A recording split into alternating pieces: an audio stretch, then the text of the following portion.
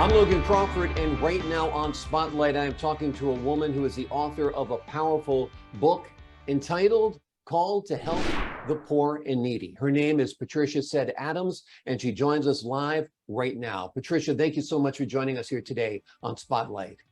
Hi, thank you so much for having me. And call me Pat. I'll call you Pat, absolutely. And you can call me Logan, of course. Okay. Loved your book. It's an important book. We chatted before. It's both timely and timeless. Tell me a little bit about the inspiration behind Called to Help the Poor and Needy. Well, a couple of years ago, I felt like God was calling me to look into this topic and do a video about it, like a 20-minute video. And as I got into it and I realized how many verses in the Bible there were and, just how complicated it was, I realized that a 20-minute video just wouldn't work, that it really needed to be a book. And so that was the beginning. Then I heard a minister, I forget his name right now, but talk about how he'd been a pastor for so many years and didn't realize that there were 2,000 verses in the Bible about helping the poor and needy. And he was shocked. And I thought, oh my God, well, me too, because I didn't know either until I got into this. Absolutely. One of the verses from the Bible that sticks with me is perhaps a problematic Bible for those who are wondering what they should do for the poor and needy. And that is, teach a man to fish, he fishes for a lifetime. Give a man a fish, he fishes for a day. So that's kind of the eye of the needle that we have to thread, empowering people while not disempowering them. Am I on the right track here? What are your thoughts? Well, I think that we walk with them through all of this. We get to know them. We get to know how they got to be where they are. We want to know what they value in their lives and what they would do if they had the resources to do it. And we walk with them, helping them achieve what it is that is so important to them, but that they can't afford. And it's becoming less affordable all the time. I mean, if you look at our current situation here in 2022, things are incredibly expensive. You talk a lot about immigrants in your book and the fact that they're hard pressed. Tell me about some of the challenges they face when you have them despised by some people, ridiculed by others, criminalized by others still. Tell me about the challenges that new immigrants to this nation face right now. Well, I think one is that they can be deported at any moment. There's no security in living here if you're not fully a citizen. And until you can achieve that, you're nowhere, or you live in nowhere's land. And you may be able to work a little bit and, do stuff, but you're kind of a criminal just waiting to be caught. And I think that must be so hard to live with. And yet there are people at our border all the time trying to come here. And there's jobs we need people to fill. I mean, all kinds of jobs, trucking jobs. People are we can't even get the goods to ourselves, our stores and stuff, so that we can buy them that would make things cheaper. Because there are all these jobs going wanting, and we're not trying to fill them with the immigrants who are wanting to come. And that's really a tragedy, because you have a group of hardworking, industrious, energetic people who are looking to come here, not for a handout, but to contribute and to make America better, like all of the immigrants who came before them. So that becomes a catch-22. Well, and look at, I lived for a long time in California, and the Central Valley is a huge agricultural, wonderful land. And those workers were all Latinos. But they lived under that threat that they could be deported at any time. And they were paid very little. And, there was a man named Cesar Chavez who managed to organize and bring attention to what they were going through. And yet here are the people who are producing our food that we need, and we just aren't aware of them and their needs and what we could do to help them thrive in this country. It's just interesting to me that we're kind of blind to other people who are not like us. Yeah. Our empathy sometimes doesn't extend to people that we can't relate to. And unfortunately, some people can't relate to the people who are literally forced to live in the shadows. Yeah, yeah. Well, and our empathy doesn't extend to people who are different from us. We don't really care. And even if I have lots of friends who are of different races,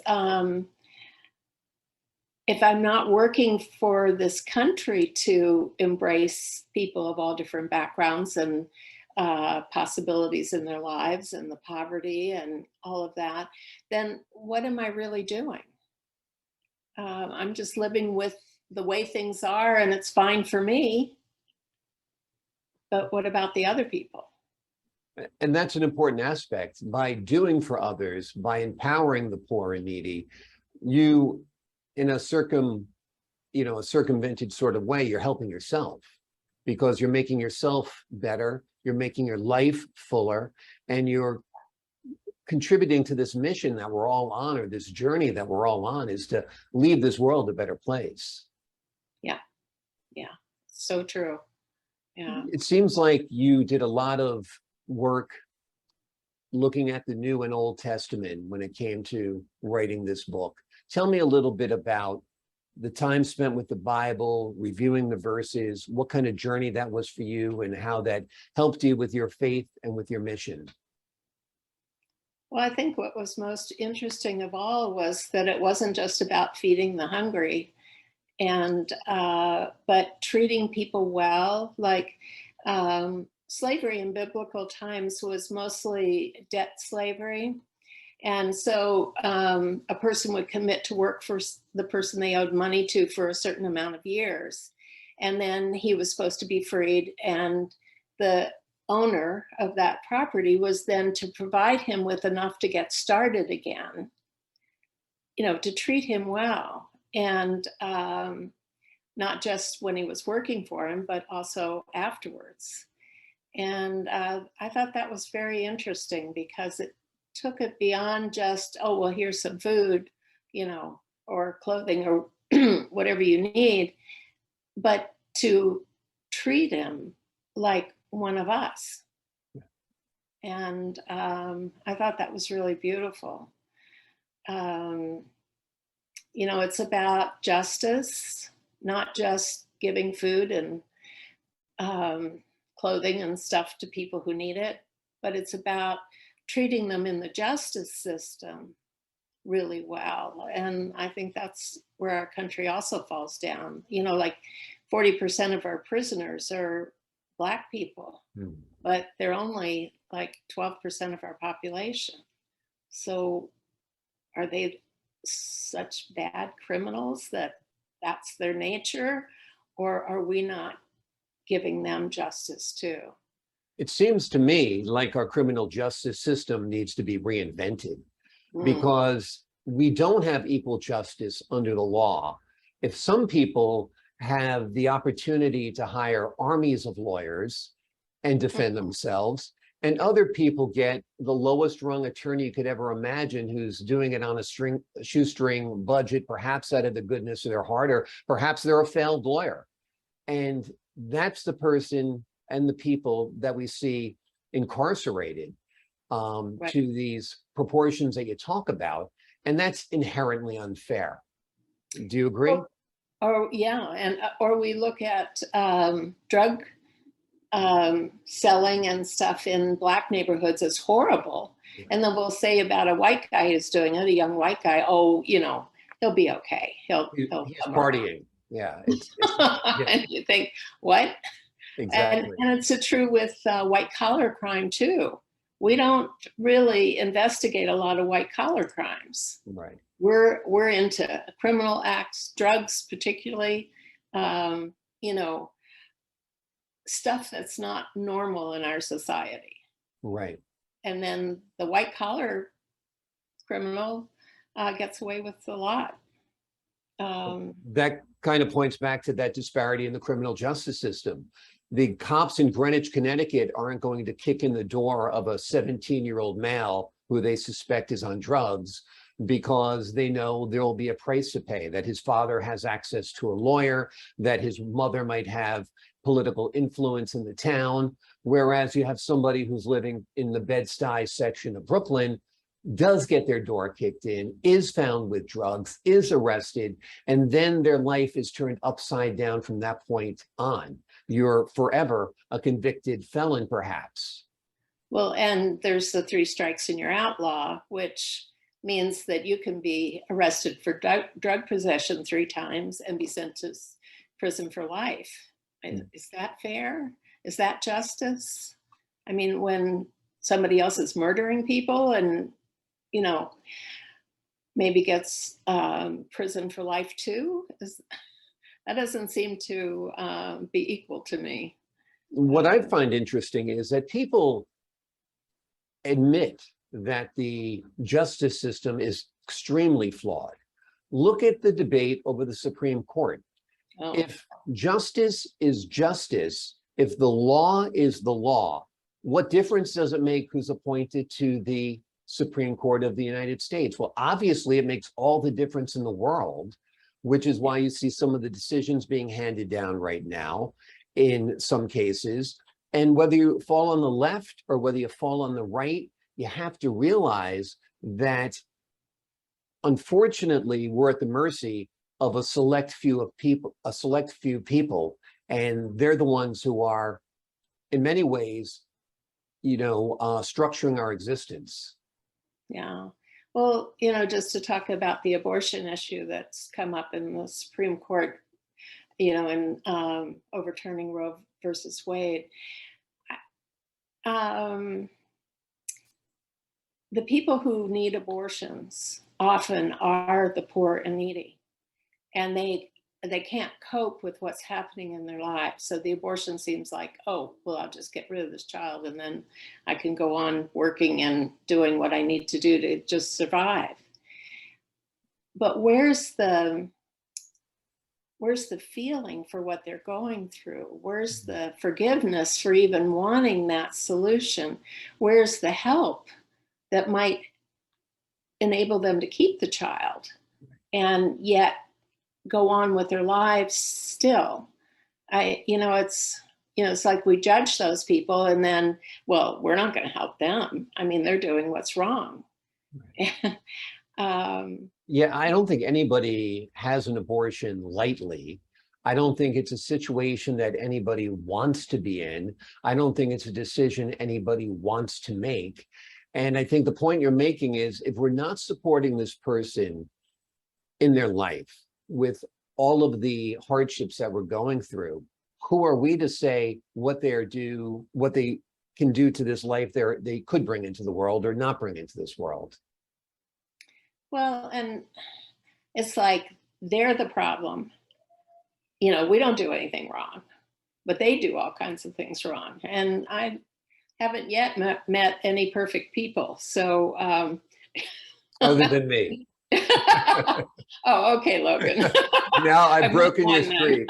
Other than me. Absolutely. Absolutely. You have a chapter in your book called Who Are the Needy? Who, in your opinion, are the needy?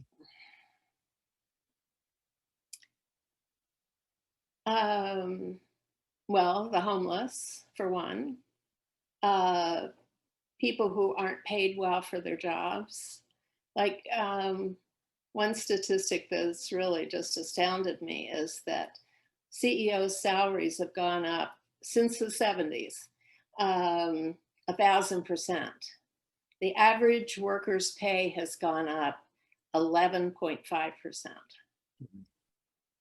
Now, to me, the people who are the average workers are the poor and needy. They're not being paid. They're not getting health insurance, all the benefits that people who are on higher levels get. They don't get help with education. They don't get help with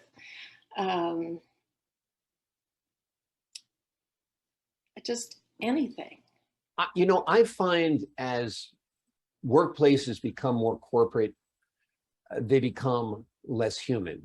Mm-hmm. And, I remember growing up in the 1960s and the 1970s, we would chat with the clerk in the deli.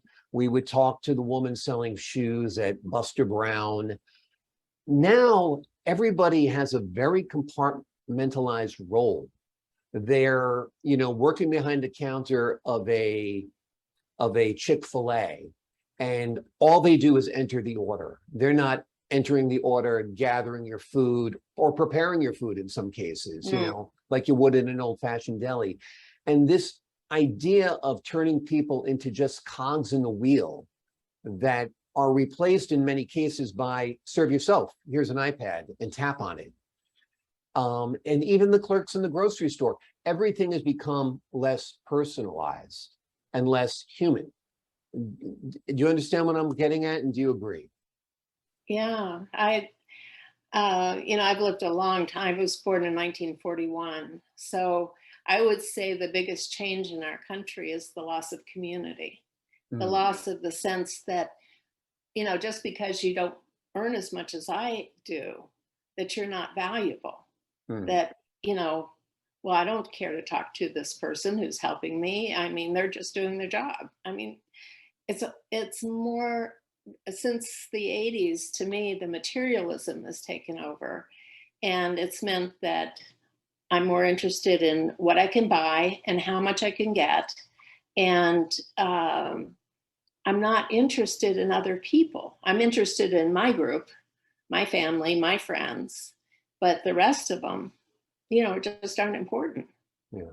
And I think that's a huge loss. There was much more, after World War II, there was much more of a sense of community in our country, that people knew their neighbors. The CEOs lived in town with their workers. They saw them every day, at church or in the stores, but now it's all international corporations and CEOs that sit on the top of a huge, uncaring, all they care about is their profits and the CEO's salaries.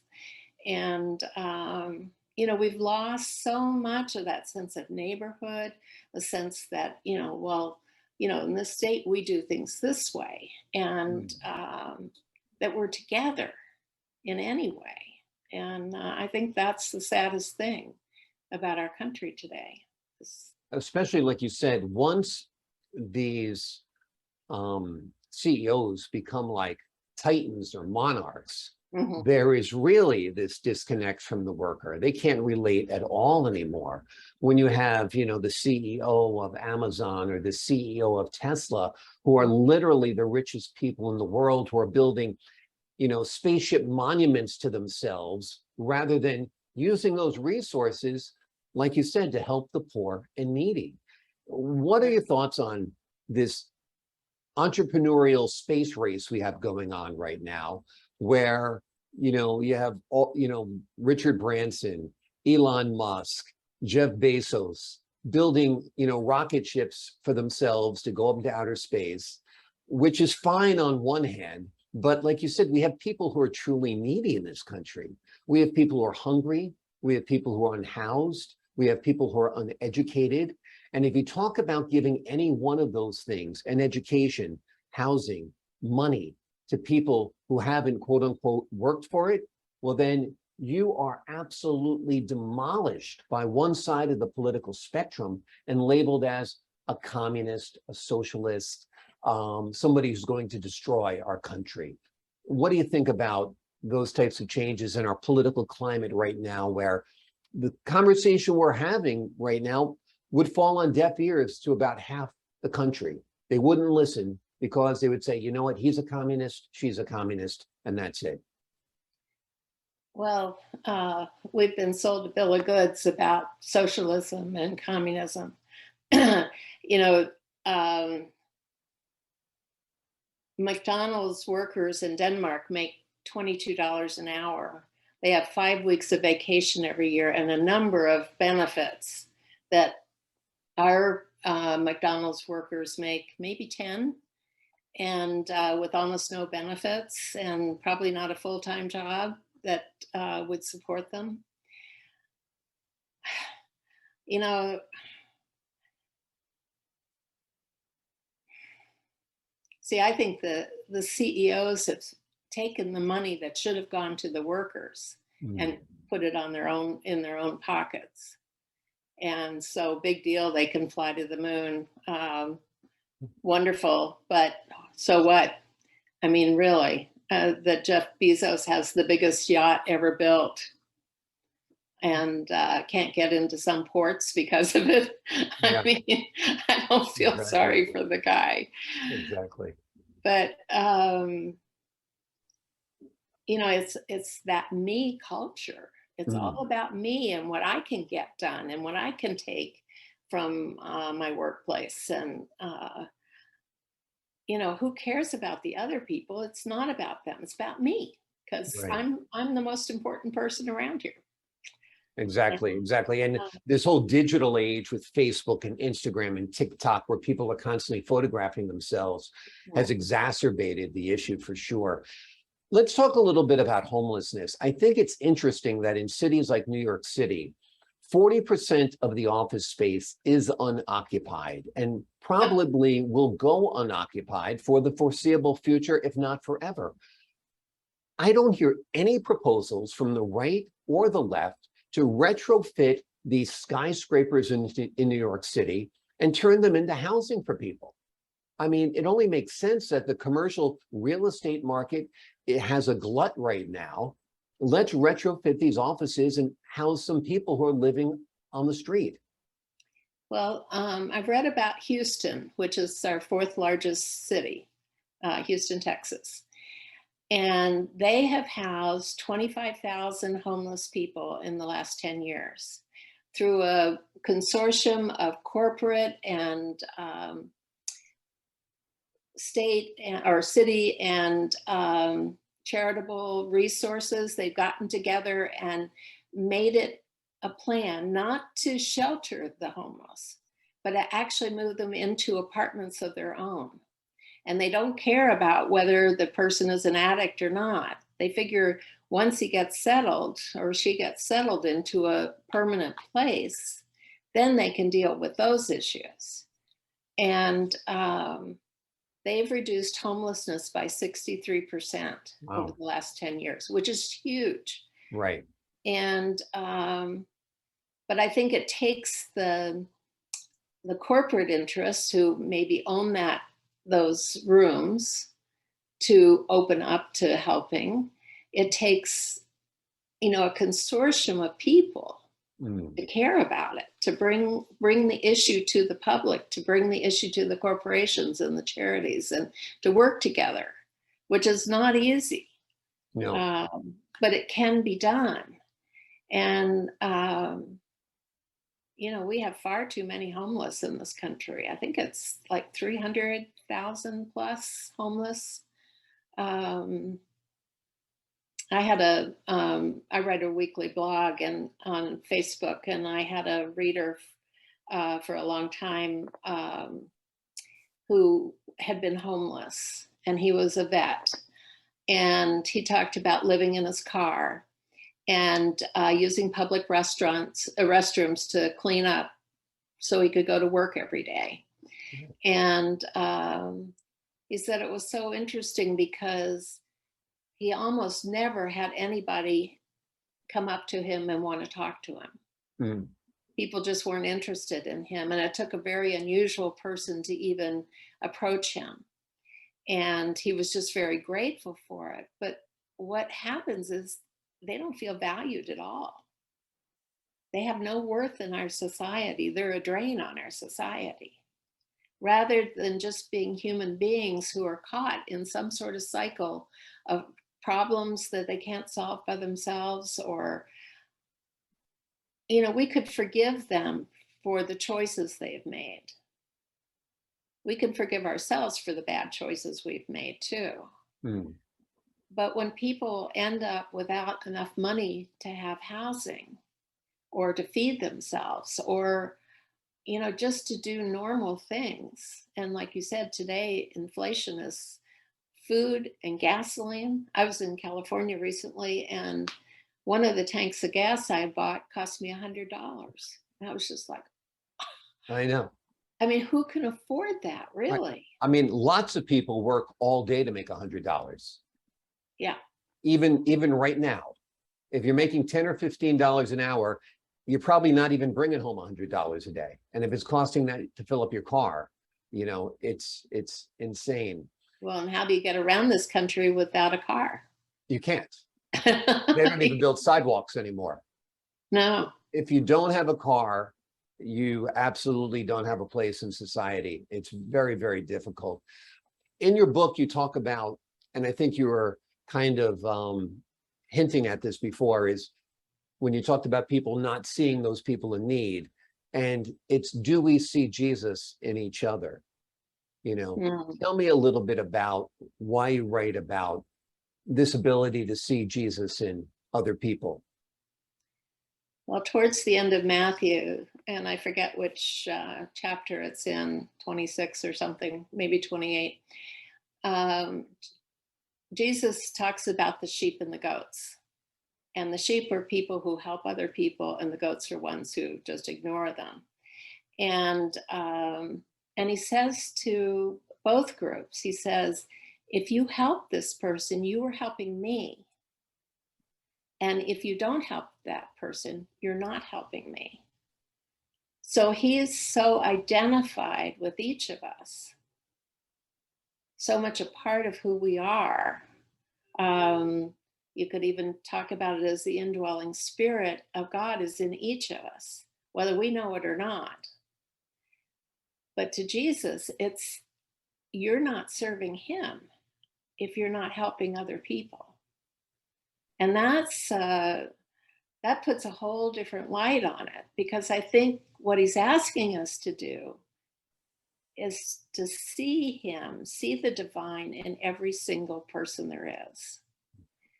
And, that's a huge challenge for us, to think that every person has goodness in them. Every person is to be loved, to be forgiven. But that's what he was preaching all throughout his life, was take care of the poor and needy, help them.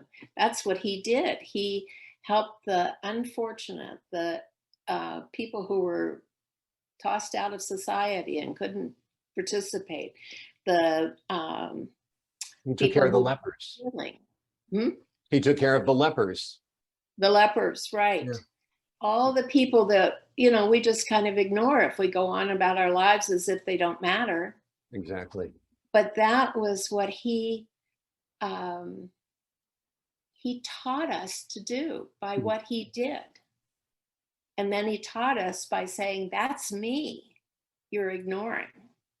Well, that's a very powerful message. Absolutely. If we take that in, we have to think about that other person, no matter what they've done in their lives, as valuable and as a real human being. I learned a lot reading, I don't know if you've ever read Father Gregory Boyle. I have not. He runs a charity in East Los Angeles, which is big gang territory, called Homeboy Industries and Homegirl Industries. And for the last 30 years, he's he's gone out on the streets at night, late at night, 2:00 in the morning, to meet gang members and get to know them. And eventually he invites them into this charity to work. And when they get to the charity, it's not like, oh, you have to be here at 8 o'clock in the morning and work till 5 and, all these rules. They start with love, Mm, because what he's found is the gang members have never been loved. mm, They've been abused. They've been traumatized. Their parents were alcoholics or indifferent, but they're just people who have been injured by life. And so after a year or so of this love, they're ready to go to work and mm. to do what normal people are doing. And he tells story after story in his books about why they are gang members, what in each person's story has brought them to this place. And I just learned so much, because I thought, oh my God, I had no idea. I thought they were just mean people. But there's a reason, and there's a reason that can be tackled in the right way if we're willing to help them. Exactly. So, I mean, I've read a lot about trauma, and I think we all have it in some aspect or another. Like, I read one book that said even the white settlers who came here from Europe were traumatized. They had brought trauma from their generations of ancestors. Mm, A lot of them came because they were poor. Like William said, one of my ancestors came here in 1725. He was sent here because he had stolen a shovel. Well, that was punishment. But all I could think of was, well, probably he's been a serf in a very structured society, and serfs in the Middle Ages and beyond were not treated well. So he came here traumatized mm. and passed it down. And each of our families have been like that. Yeah. And you just think, oh my God, there's a reason for our judgment. There's a reason for our prejudice. There's a reason for our mistreating. And when we can get to that point where we can actually deal with our own stuff, then there's a chance for us to really love, to see another person as valuable, even if we don't know who they are, or they're not like us, they haven't lived like us at all. Doesn't matter. Mm. We just see things so differently when we deal with our own stuff that's in us. Absolutely. And,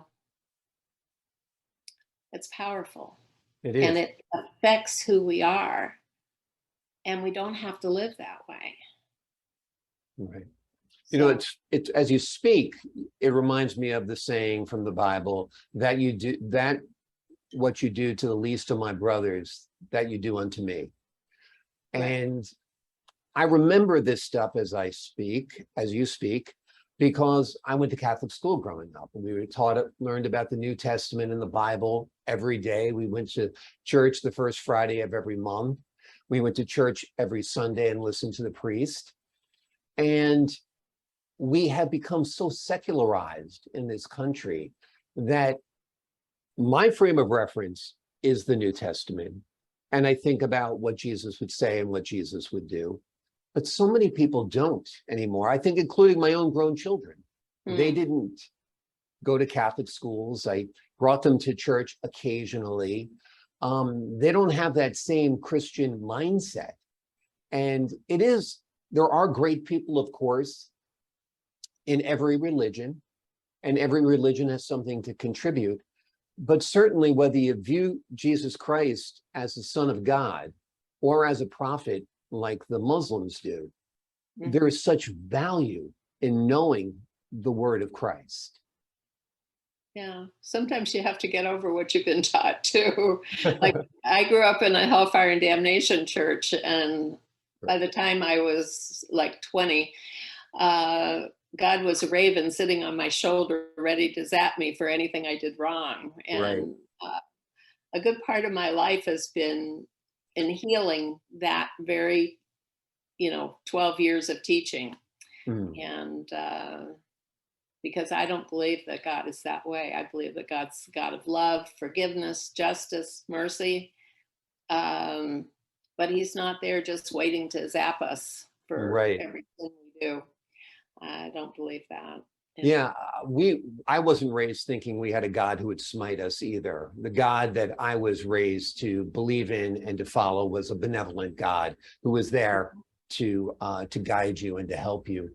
But I guess the point was, while you say religion can be a double-edged sword, the fact that we have so little religion nowadays in our society, perhaps that's leaving people without the conscience they need to see Jesus in other people, or to see the divine in other people, or see that commonality in other people. Even if the person looks different from you, speaks different from you, has a different background, and might have problems you don't. But also, that's seeing ourselves with love. It's not just the other person. I don't think you can love other people or value them if you don't value who you are, if you don't love and forgive yourself for everything that's gone on in your life. For me, it took an act of will. If God can love me and forgive me, then surely I can love and forgive myself. Mm. But that was just a decision I made. I don't know, 50 years into my life. Right. Exactly. Took Exactly. me a long time to figure it out, but Yeah. finally got there. Tell me a little bit about who your target audience is, why you wrote this book, what type of change you're hoping to enact with it. Well, I wrote it for a Christian audience, Mhm. and I think there's so much belief in God, but not as much following God. And we can believe in God and think He's almighty and loving and all of that, and not change one thing in our lives Mm. because we've got the right beliefs and we're good, and all those other people are not. And but if we believe so deeply in God and in Jesus Christ and follow what they've taught, then we have a whole different life opening up to us. And I think we're all, like this book says, called to help other people in some way. Now, I'm a writer, I'm not an activist, but I try to write things about Jesus and God that are helpful to expanding people's viewpoints, because I'm a spiritual director. So everything I think about is, well, how do we live this life that Jesus taught us about? And that's the lens through which I write. And that's what's come to me as my purpose. Mm. And I think we each have a purpose, and it often has to do with what suffering we've had in our lives. Like the alcoholic who counsels people who are coming into AA, sponsors. Or I read about a woman who had raised a disabled girl, her child. And finally, at the age of 35, the girl had graduated from college. And then she went on to help other families with disabled children because of all that she had learned in that process. And I think there's something that we can give back to others, to this world, to help, to serve, to love, to forgive, for justice, for mercy, because of what we know, what we've gained in our lifetime in getting through some of the most difficult things we ever had to do. Mm. And in this country, we seem to think that we shouldn't have any problems, or we shouldn't have any challenges, that life should just go the way we want it to go. Exactly. And how often does that happen? I mean, Exactly. I actually heard a priest one time during a sermon. and I've heard it since. Other people have said the same thing, but this was the first time I heard it. It was down in Savannah, Georgia, at the beautiful Catholic church down there. And I remember him saying, life is hard. And once you accept that it's hard, it becomes easier.